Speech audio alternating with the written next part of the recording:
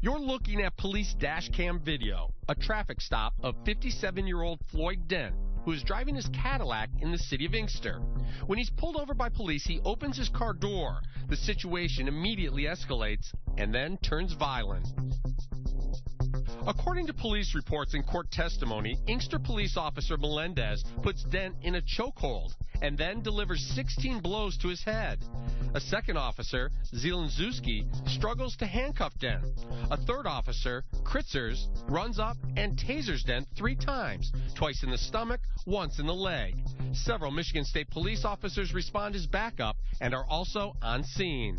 Police say they were protecting themselves. Dent says he doesn't know why he was pulled over or why he was viciously beaten. Next thing I know, he also runs up to me with his gun, talking about blowing my head off.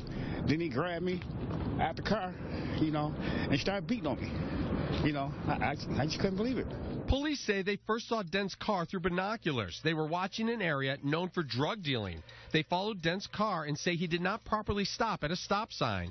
They say when they turned on their overhead lights, Dent did not pull over immediately, and they believed he was fleeing the officers. When overhead lights came on, I looked. I said, wow, are they stopping me? Dent says he did not try and flee, and the video shows he drove at a consistent speed until pulling over across the street from the old police station. I had pulled over and opened my car door.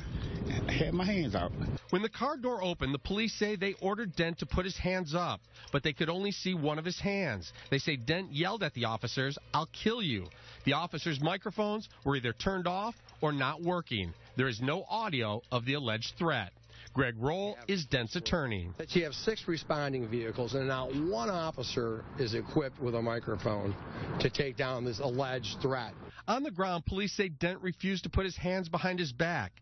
Dent said he thought he was being choked to death and tried to pull the officer's arm from his throat. The officer says Dent bit him on the arm, and that's why he started punching. They say the 16 blows to the head, a kick to the arm, and 3 taser blasts were necessary to protect themselves while restraining Dent.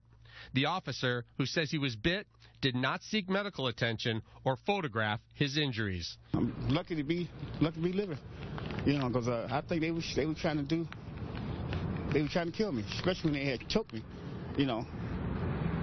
I was on my last breath. I had told the officer, please, I can't breathe. Dent was not armed and no gun was found in his car. After the arrest, police discovered Dent was driving on a suspended license. They also say they found a baggie of crack cocaine under the passenger seat. They planted that stuff in my car, believe me. Dent has been working for Ford Motor Company for 37 years and has no criminal record. He had his blood tested at the hospital and had no drugs in his system. Officer Melendez, the one seen throwing the punches, is the same officer who, when working as a Detroit police officer in 2003, was charged by the U.S. Attorney's Office with planting evidence and falsifying reports.